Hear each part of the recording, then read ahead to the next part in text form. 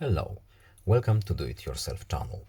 Today I will show you how to customize displaying notifications icons at the top of the screen in our Samsung Galaxy S22.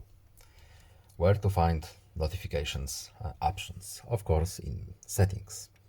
Then we have to go to our notifications menu, and in advanced settings at the top we have show notifications icons.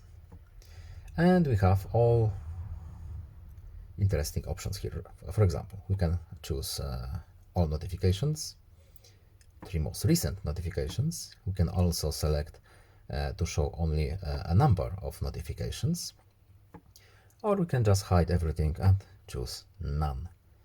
Let's leave 3 most recent. Don't need to save, just back out. That's it. I hope this video was helpful to you. Please leave a like and subscribe. Have a nice day and see you in the next video. Goodbye.